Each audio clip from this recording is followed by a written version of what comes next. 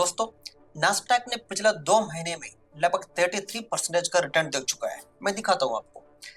April first week में Nasdaq 100 लगभग 22,965 का रेंज पर ट्रेड कर रहा था, लेकिन आज का डेट में हम देखेंगे इसका प्राइस हो चुका है 30,300। लगभग 33% का रिटर्न ऑलरेडी दे चुका है नास्डैक ने। हमें पता है इसराइल और ईरान के बीच में लड़ाई चल रहा है, और ईरान और यूएस के बीच में चल रहा है, और यूक्रेन रशिया लड़ाई चल रहा है, और ग्लोबली देखेगा तो पूरा एआई का बबल्स चल रहा है, और एशियन मार्केट में अनसर्टेनिटी है। और पूरा ये अनसर्टेनिटी के बीच में कौन है ये नास्डैक में बुलिश इतना, कौन है ये खरीदने वाला। और इस वीडियो में हम इस चीज को एनालाइज करेंगे, पूरा ग्लोबल अनसर्टेनिटी के बीच में नास्डैक में इतना खरीदारी कौन कर रहा है, इसका पीछे का वजह क्या है। चलो वीडियो में चलते हैं। Welcome to Contract Nation. चलो इस वीडियो में हम इस चीज के बारे में डिस्कस करेंगे, पूरा ग्लोबल अनसर्टेनिटी के बीच में नास्डैक में खरीदारी कौन कर रहा है, इतना बुलिशनेस क्यों है नास्डैक 100 के अंदर। और उसके साथ साथ में हम ये भी डिस्कस करेंगे, ये भी एनालाइज करेंगे इस वक्त पर नास्डैक में इन्वेस्ट करना एक रिटेलर्स के लिए उचित समय है या इसका पीछे का ट्रैप क्या है। और जो ग्लोबल मैनिपुलेशन आज का डेट में जो मैनिपुलेशन चल रहा है, जो ग्लोबली जो मैनिपुलेशन चल रहा है, और कुछ दिन से एक न्यूज चल रहा है पूरा ग्लोबल मार्केट में स्पेसएक्स के आईपीओ के बारे में। हमें पता है स्पेसएक्स एक ऐसे बड़ा कंपनी है जिसको इलोन मस्क ओन करता है। इसका आईपीओ लॉन्च होने वाला है, मतलब यूएस मार्केट के अंदर ये लिस्टिंग होने वाला है इस कंपनी का। मतलब जो आम ट्रेडर्स है, जो रिटेलर्स इन्वेस्टर्स है, इसके अंदर इस कंपनी के अंदर हम पैसा इन्वेस्ट कर सकता है। अब शुरू में थोड़ा देखते हैं इस कंपनी का फाइनेंशियल्स क्या कहते हैं। कंपनी स्पेसएक्स के नाम पर लिस्टिंग होगा, इसका सीईओ रहेंगे इलोन मस्क, और आज के डेट में इसका वैल्यूएशन है अप्रोक्सीमेटली 1.5 ट्रिलियन यूएस डॉलर का। और इतना बड़ा एक कंपनी ये पहले बार ये आईपीओ लेके आ रहा है। और आज के डेट में जो स्पेसएक्स का जो आईपीओ है, ये दुनिया का सबसे बड़ा आईपीओ लॉन्चिंग होने वाला है। इससे पहले जो सऊदी अरामको का आईपीओ हुआ था वो सबसे बड़ा हुआ करता था, लेकिन स्पेसएक्स उसको भी सुपरसीड करने वाला है। आईपीओ के थ्रू कितना फंड राइज करने वाला है, ये लगभग 30 बिलियन से लेकर 75 बिलियन यूएसडी का फंड रेजिंग होने वाला है ये आईपीओ के दौरान। तो इसका वैल्यूएशन मैंने ऑलरेडी बता दिया 1.5 ट्रिलियन के आसपास है। तो हम इसमें आईपीओ के थ्रू हम 75 बिलियन यूएसडी अगर आप रेज करेंगे तो ये लगभग पूरा वैल्यूएशन का 5% हो रहा है। इसका मतलब ये है सिर्फ 5% है इसका फ्लोटिंग ट्रेडिंग के लिए फ्लोटिंग में रहेगा। अब देखते हैं कंपनी क्या बिजनेस करता है। कंपनी का मेन फोकस है लॉन्च सर्विसेज, जैसे जो रॉकेट और जो स्पेस मिशन होता है, इसका लॉन्च सर्विसेज ये प्रोवाइड करेंगे कंपनी। इनका नाम रखा है फाल्कन रॉकेट्स और स्टारशिप, ये दो स्पेसिफिकेशन में है। और दूसरा एरिया है स्टारलिंक सैटेलाइट इंटरनेट का, जो अभी इंडिया में भी अभी आने वाला है। इसका जो भी प्रोजेक्ट है ये अंडरवे है, ये भी इनका बिजनेस में आता है। और तीसरा है एआई एंड स्पेस है, और एआई के लिए जो डेटा सेंटर का कंस्ट्रक्शन और सर्विस प्रोवाइड करेंगे स्पेसएक्स। ये 3 फील्ड है इनका सर्विस का। साल 2025 में इनका रेवेन्यू रहा लगभग 18.7 बिलियन यूएसडी का, और नेट लॉस है 4.9 बिलियन का यूएसडी का। तो ये कंपनी का ये स्टेटमेंट है, ये लॉस इसलिए दिखा रहा है क्योंकि इस टाइम पर क्या है, ये कंपनी है कि इंसेप्शन स्टेज में है, इस वजह से इनका इन्वेस्टमेंट ज़्यादा है। क्योंकि ये जो कंपनी का जो प्रोजेक्ट सारे है ये क्या है, फ्यूचरिस्टिक है। इस टाइम पर उसका कोई प्रभाव हमें नज़र नहीं आएगा, क्योंकि आने वाला टाइम पर ये सारे प्रोजेक्ट काम करना शुरू होगा। तो इसलिए इनका कहना है कि ये ह्यूज इन्वेस्टमेंट की वजह से कंपनी का नेट प्रॉफिट है ये लॉस में चल रहा है, 4.9 बिलियन का लॉस दिखा रहा है। अब आता है इस आईपीओ के पीछे की कंट्रोवर्सीज के बारे में, क्योंकि कुछ दिन से ये बहुत बड़ा चर्चे में है। रिसेंटली यूएस ने कुछ जो रेगुलेटरी चेंजेस लाए नास्डैक के अंदर, जिसको लेकर पूरा जो इन्वेस्टर फैटर्निटी है इसको लेकर बड़ा चिंता में। हम डिस्कस करेंगे ये रेगुलेटरी चेंजेस क्या क्या है, इसका क्या प्रभाव पड़ने वाला है जो ओवरऑल मार्केट के अंदर, और ये स्पेसएक्स के लिए क्या फेवर में, कितना फेवर में, हम इसके बारे में डिस्कस करेंगे। जो पॉलिसीज चेंजेस में नंबर 1 पर आता है fast entry to Nasdaq index.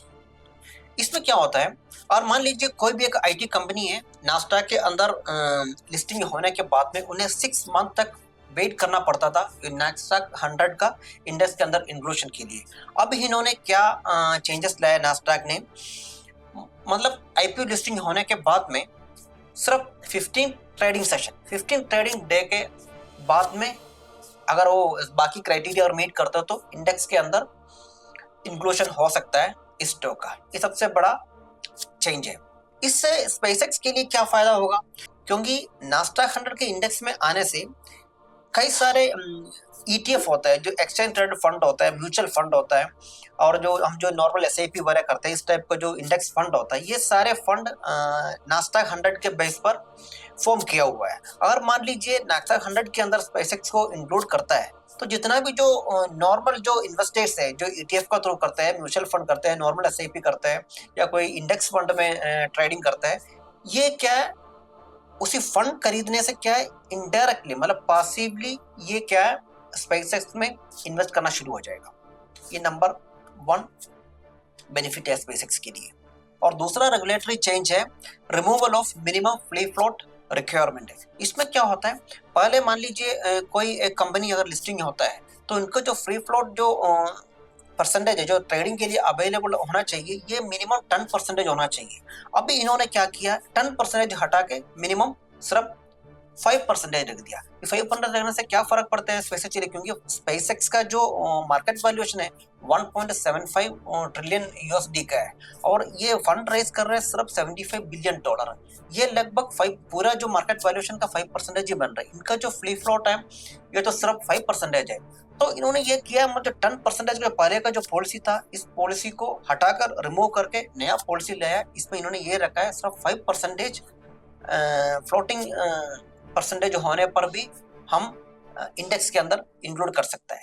इसमें इस सिचुएशन में स्पेसएक्स के लिए क्या फायदा है, अभी हम ये डिस्कस करते हैं। जो पहले जो पॉलिसी था उसके हिसाब से 6 मंथ का वेटिंग होना चाहिए था नास्डैक 100 के अंदर इंक्लूजन होने के लिए, उसको तो इन्होंने सेटिस्फाइड कर दिया।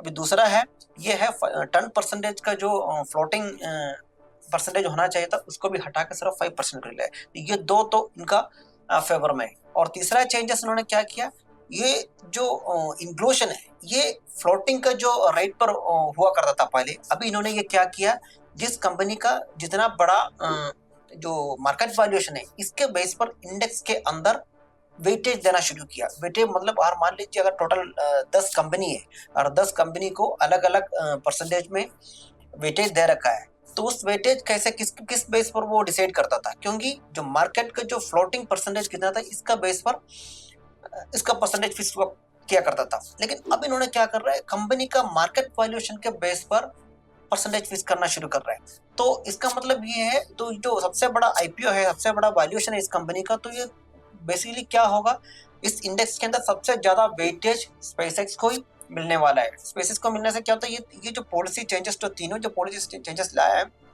तीनों के बेस पर हमें ये नजर आता है, ये जो चेंजेस सारे हैं स्पेसएक्स का फेवर में लाया गया यूएस गवर्नमेंट ने। अब हम डिस्कस करेंगे इससे प्रॉब्लम क्या है, समस्या कहां पर है। क्यों, देखिए हमने ऑलरेडी देख लिया है, पिछले 2 महीने से नास्डैक लगभग 33% का रिटर्न ऑलरेडी दे चुका है, बुलिश हो चुका है। और इसके पीछे अभी स्पेसएक्स अपना आईपीओ लेके आ रहे हैं। जैसे आईपीओ आते विदिन 15 डेज के अंदर क्या है, ये नास्डैक 100 के अंदर इंक्लूड हो जाएगा। तो इंक्लूड होने से क्या होगा, इनका जो परसेंटेज ऑफ वेटेज है, वेटेज चेंज हो जाएगा और सबसे टॉप में आ जाएगा स्पेसएक्स। और जिन्होंने इस 2 महीने के अंदर इन हो चुका है नास्डैक 100 के अंदर, उनका मार्केट जो कैपिटल वैल्यू भी है स्पेसएक्स का हिसाब से बढ़ जाएगा। और इसमें खतरा ये है, क्योंकि जिन्होंने एक्चुअल में इसमें इन्वेस्ट करना चाह रहे थे, जो इनसाइडर्स है, हम बेसिकली बोल सकते हैं इनसाइडर्स ही बोल सकते हैं, यहाँ पर इनसाइडर शब्द ही इस्तेमाल करना चाहिए, क्योंकि जो अमेरिकन जो इंस्टीट्यूशंस है और जो एजेंसीज है और जो वहाँ का जो इवन जो रिटेलर्स थी, जो इन होना चाह रहे थे, उन्होंने तो ऑलरेडी हो चुका है। अब आईपीओ के थ्रू क्या होगा, मासिव कैपिटल आएंगे, बाहर से भी आएंगे, क्योंकि इसमें नास्डैक 100 के अंदर बहुत सारे फॉरेन एफआईएस भी इन्वेस्ट करता है, और जो रिटेलर्स है वो भी इन्वेस्ट करना चाहता है, कई प्रकार का इंस्ट्रूमेंट्स का थ्रू उसमें इन्वेस्ट कर सकता है। तो यहाँ पर सबसे बड़ा फायदा में रहेंगे जो ऑलरेडी यहाँ पर ये अभी आप देखिए ये जो आईपीओ का जो डिटेल्स है ये रिसेंटली अभी इशू हुआ है, अनाउंस हुआ है, लेकिन ये बुलिश तो होना शुरू हुआ है नास्डैक लगभग 2 महीना पहले। इसका मतलब जो मैनिपुलेशन जो ग्लोबल लेवल में जो हमें देखने को मिल रहा है अभी, ये तो बिल्कुल इस जो स्पेसएक्स का जो आईपीओ को लेकर तो बिल्कुल सुपरलेटिव हो चुका है। तो इस वक्त पर इसलिए मैं ये कहना चाहता हूँ कि इस वक्त पर ऐसे एक ओवर वैल्यूड कंपनी है, कंपनी में जाके अभी हम कोई भी इंस्ट्रूमेंट के थ्रू अगर इस टाइम पर अगर इन्वेस्ट करना ये बहुत खतरा होगा, क्योंकि सुनने में कुछ ऐसे भी पॉलिसी चेंजेस ला रहे हैं, क्योंकि जो आईपीओ लिस्टिंग होने के बाद में क्या जो रिटेलर्स होता है, रिटेलर्स क्या कभी भी लिस्टिंग होने के बाद में अनाउंसमेंट के बाद में कभी भी हम उसमें से एग्जिट कर सकता है, सेल कर सकता है। आईपीओ में जो हमें जो मुनाफा मिल रहा है उसको बुक करके हम आउट हो सकता है।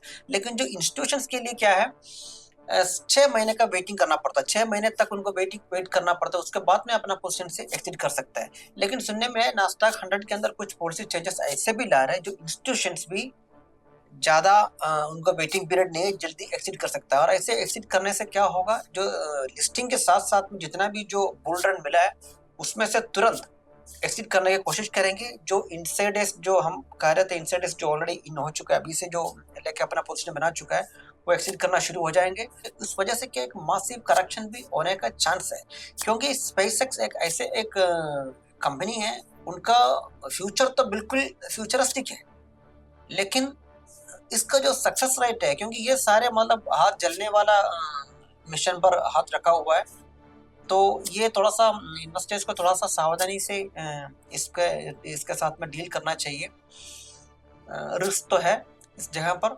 और इसके साथ में मैं एक चीज और ऐड करना चाहता हूँ, क्योंकि हमेशा हमारा जो आईटी सेक्टर है, निफ्टी आईटी है, ये नास्डैक का एक डेरिवेटिव की तरफ काम करता था, क्योंकि जैसे नास्डैक के अंदर बुलिश या बियरिश ट्रेंड होते हैं, उसके अनुसार हमारा आईटी सेक्टर भी मूवमेंट करता था। लेकिन अभी ये जो 33% का मूवमेंट नास्डैक 100 के अंदर होने के बावजूद भी हमारा आईटी सेक्टर है बिल्कुल पिटा हुआ है। ये एक विरोधाभास जैसे मुझे लग रहा है, क्योंकि ये सिर्फ जो आईटी जो बुल रन जो आईटी का जो बुल रन हमें जो नजर आ रहा है, ये सिर्फ यूएस मार्केट के अंदर आ रहा है। हमारा आईटी सेक्टर बिल्कुल मरा हुआ की तरफ पड़ा है। ये एक कॉन्ट्राडिक्टरी सिचुएशन है। और इस वीडियो के थ्रू जो इन्फॉर्मेशन मैंने आपको दिया है और जो एनालिसिस किया है, और ये आपको अगर पसंद आया तो इस चैनल को सब्सक्राइब कीजिए, वीडियो को लाइक शेयर और कमेंट कीजिए। जय हिंद।